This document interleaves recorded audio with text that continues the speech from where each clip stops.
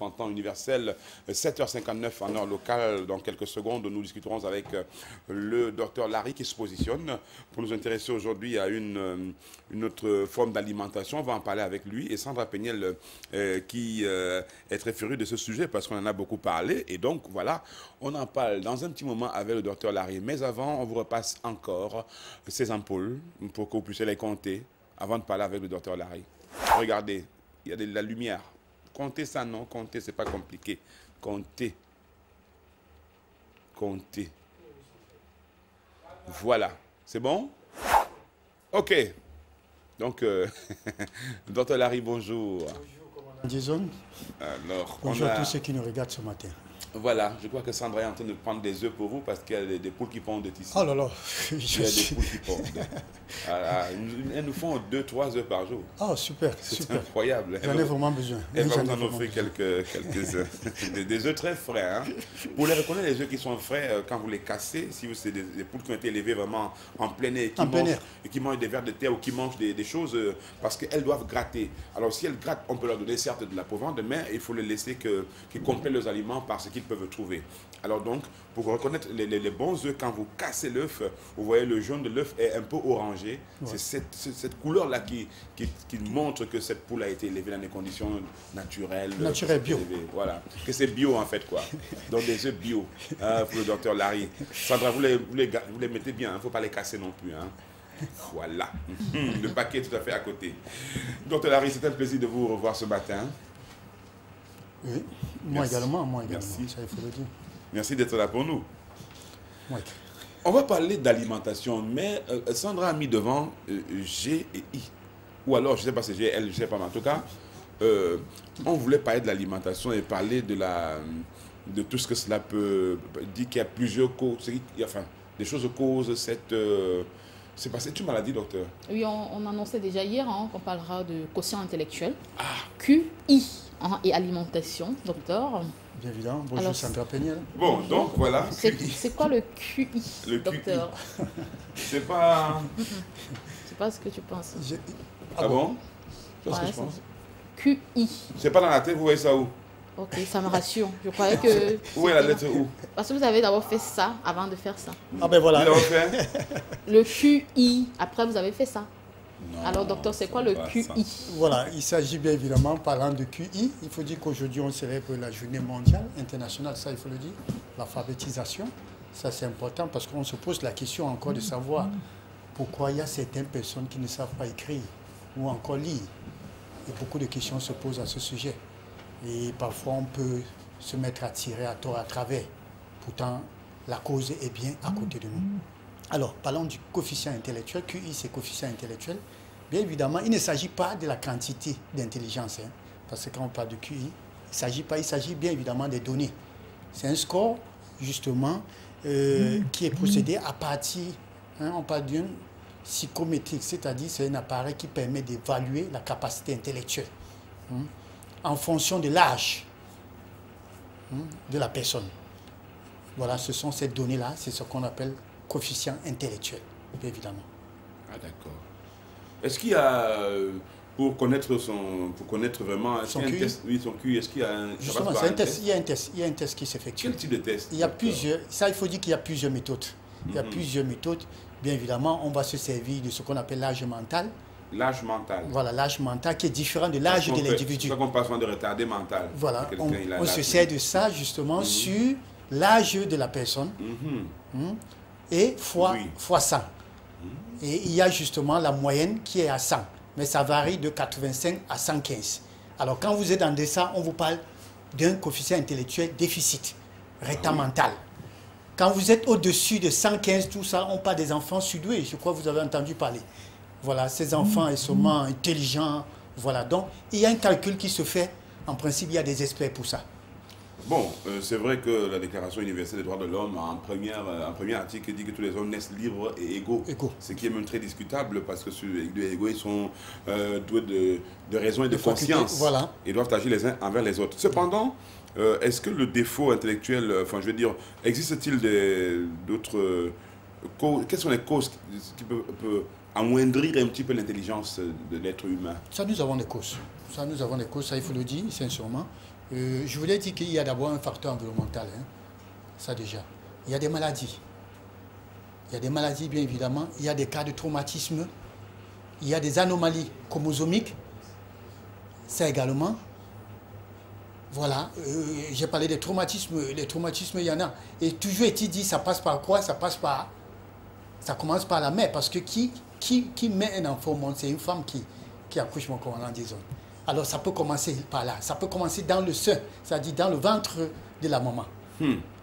La maman peut être un facteur même en plus. L'état de maladie de la maman peut justement jouer sur l'enfant. Alors tous ces traumatismes, ces anomalies justement vont empiéter l'état des organes qui, eux aussi, vont pouvoir justement jouer sur le physique et le mental d'un être humain. Voilà ce qu'il faut comprendre. Et à qui recommande-t-on déjà un test de QI? Donc, il faut dire que ceux qui ont des enfants, qui ont des difficultés de scolarité, il y a ça. Il y a aussi ces enfants qui ont ce qu'on appelle une précocité mentale. C'est-à-dire, vous allez voir des enfants, on dit qu'ils réfléchissent plus que leur âge.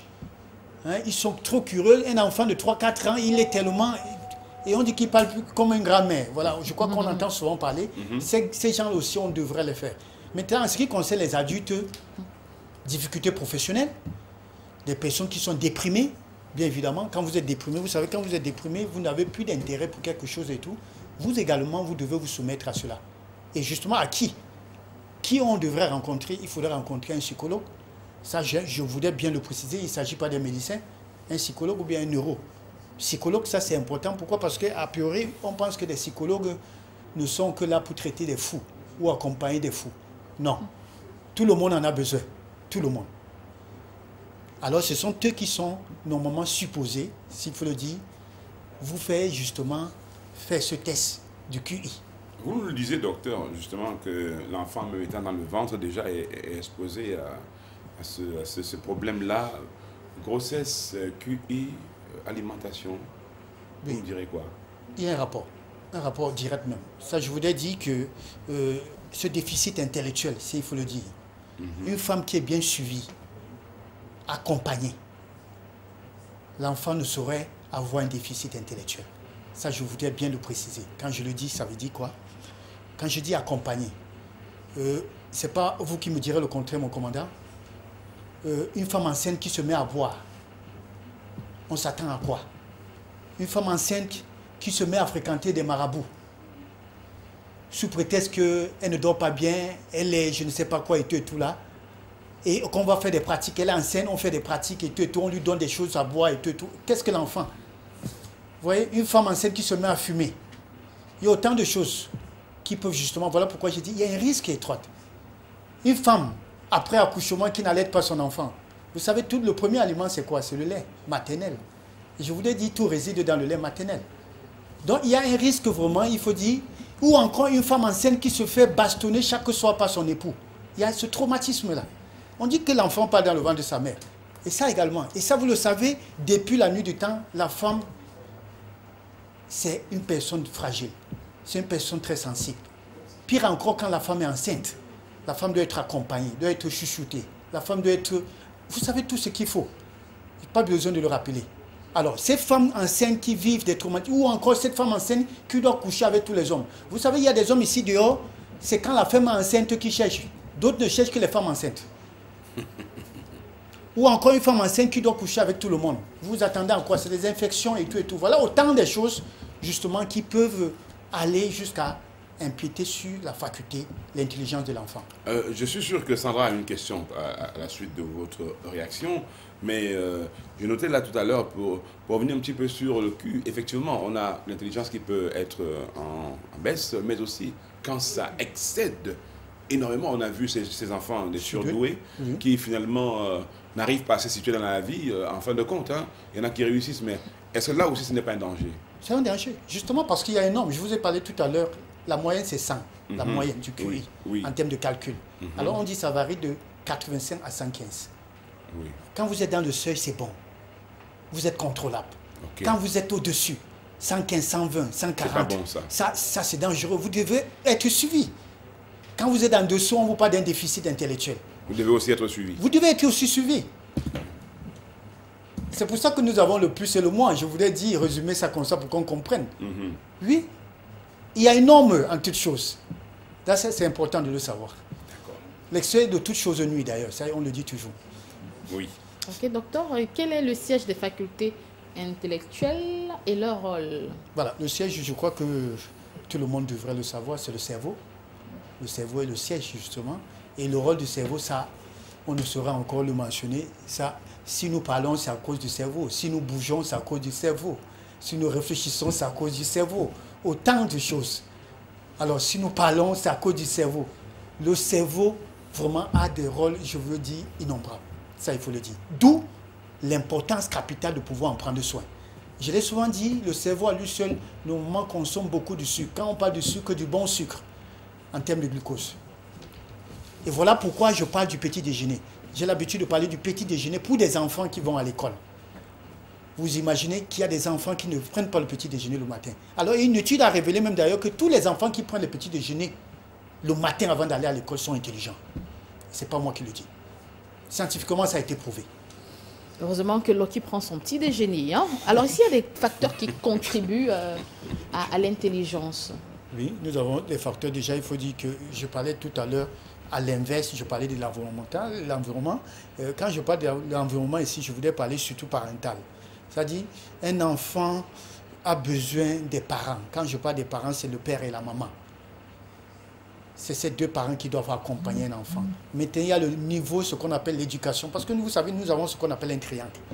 L'éducation, maintenant, c'est l'école. C'est les enseignants qui font leur part. Maintenant vient ce qu'on appelle les ressources. Pour que votre enfant puisse être intelligent, vous devez doter de cet enfant des ressources matérielles.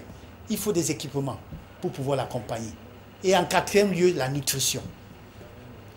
Voilà les facteurs qui favorisent justement une bonne capacité intellectuelle ou encore un bon QI. Est-ce qu'on peut prévenir si on parle de défaillance intellectuelle? Oui, bien sûr, ça passe. C'est vrai que oui et non. Non, parce que nous avons ce qu'on appelle les facteurs non modifiables. J'ai parlé tout à l'heure de génétique. Ça peut être une anomalie chromosomique, on ne saurait prévenir cela. Ou génétique, on ne saurait. Mais par contre, il y a des facteurs modifiables qu'on peut prévenir. Comme j'ai illustré tout à l'heure avec une femme enceinte qui doit être accompagnée, qui doit suivre sa visite prénatale, qui doit bien s'alimenter, qui doit être au calme, dont l'époux doit respecter, doit accompagner à la maison, n'a pas besoin de bruit, autant de choses. Voilà la prévention. Comment ça peut se résumer? Docteur, avant les aliments, s'il vous plaît, j'ai une question un peu personnelle. J'ai mon mentor qui me confiait il y a 2 jours qu'elle ne retient plus. Alors, si elle vous donne rendez-vous, par exemple, à 18 h, 20 minutes après avoir fixé ce rendez-vous, elle oublie. Alors, quelle partie, je ne sais pas, de son cerveau ou bien de quoi elle peut être affectée en ce moment? Voilà, c'est vrai que dans le cerveau, nous avons plusieurs compartiments. On parle des cortex. Principal, secondaire. Donc, il y a plusieurs parties dans notre cerveau, justement. Non seulement la mémoire, l'intelligence. Donc, dans le cerveau, il y a plusieurs compartiments, justement, qui jouent ce rôle. Mais maintenant, ce qu'il faut voir, ce qu'il faut dire, c'est qu'il y a une cause. Parce que là, ça fait partie des maladies fonctionnelles du cerveau. Alors, il y a des gens qui ont des troubles de mémoire. Parce que ça peut aller jusqu'au-delà. Vous voyez des gens qui ferment la porte, qui mettent la clé dans la poche. Une fois qu'ils sortent, après ils se disent « Ah ben tiens, j'ai oublié la clé sur la porte. Qui rentrent encore, pourtant la clé est dans leur poche. Voilà. Et donc il y a autant de comportements comme ça qui arrivent. Mais ça, il y a une cause. Il y a une cause et cette personne doit se faire consulter. Et la personne qu'on devrait rencontrer, on commence par un psychologue. Et il y en a qui oublient leurs lunettes régulièrement dans leur véhicule. Il faut l'intervention de Yvan. C'est un problème. C'est un problème, c'est un problème. Ça, c'est un problème.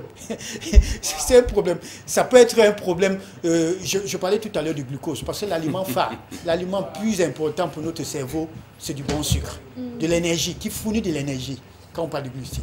C'est ça qui est important. Alors, quand vous faites une carence, si votre cerveau manque du bon sucre, dites-vous bien que ça peut disjoncter et créer souvent certaines pertes de mémoire et tout qui peut s'installer. Donc, cette dernière doit se faire consulter, rencontrer un psychologue ou un neuropsychologue qui, après, certainement, une évaluation, un test, peut trouver la cause de son problème. D'accord. Alors, quel aliment peut-on recommander? Quel aliment est bon pour le QI? Et quels conseils vous donneriez avant de vous laisser partir, docteur? Voilà. alimentation et QI, rapport direct, ça il faut le dire ainsi. Alors, premier aliment, c'est le lait maternel. Ça, je voudrais le dire, je le dis haut et fort. Qu'en déplaise à ces femmes-là qui n'ont pas pu allaiter les enfants. C'est vrai que certains me diront qu'il y a des enfants sudoués qui n'ont pas allaité. Je dis, c'est pas pour longtemps. Cette faculté-là, c'est pas pour longtemps. Il suffit d'un traumatisme, c'est fini, c'est une chute vertigineuse. Alors, le lait maternel, c'est le premier aliment. Donc, je vous interpelle encore ce matin de commencer par là. Maintenant, on peut se rattraper pour vous qui n'avez pas pu le faire. Il y a des aliments justement qui permettent de booster, qui permettent d'entretenir le cerveau. Oui. Je voulais commencer par un aliment phare. Et moi, j'en ai reçu de ma grand-mère. Ma grand-mère me donnait un doigt de banane chaque matin. Riche en magnésium, potassium. Très bien. Banane mûre. Banane mûre, ça il faut le préciser. Beaucoup devront le faire. Pour que chaque matin, ça c'est très important pour le cerveau. L'avocat. Nous avons, ça c'est la période d'avocat. Il y a combien d'enfants qui mangent les avocats? Si ce n'est pas les omelettes, les biscuits qu'on met dans le sac des enfants, vous attendez à quoi? L'enfant, quand il arrive à l'école, il se met à dormir. Donc il y a le chocolat noir, il y a du poisson, il y a des œufs, pas des œufs à la coque ou des œufs bouillis. Ce n'est pas les omelettes tous les jours. Voilà autant des aliments qu'on pourrait justement donner qui permettent de booster le cerveau. Ça, je crois, si je me mets à énumérer, il y en a plusieurs. Alors, pour vous qui avez des enfants, qui voudraient que l'enfant puisse avoir un bon QI, approchez-vous des nutritionnistes, des diététiciens qui vont vous aider pour leur alimentation. Pour vous qui avez encore des bébés, sachez qu'il y a une alimentation en fonction des âges. Voilà, soumettez-vous à ce régime-là pour vos enfants. Docteur, merci infiniment. Merci pour toutes ces précisions. Merci encore. Et Sandra Peignet va nous passer le contact du docteur avant de le laisser partir. Et on prend à 2 numéros de téléphone, le docteur Larry, 699 64 57 59, 675 92 47 91. Merci beaucoup, docteur Larry. Un conseil pour chuter, eh bien... Le dernier conseil que je peux donner ce matin, c'est que l'alimentation est liée à notre santé. Alors, pour être en bonne santé, il faut bien manger. Alors, que ton aliment soit ton médicament et que ton médicament soit ton aliment. Voilà. Parfait. Bonne journée, docteur. Au revoir. Alors, retour ici en plateau pour dire merci à ceux qui viennent.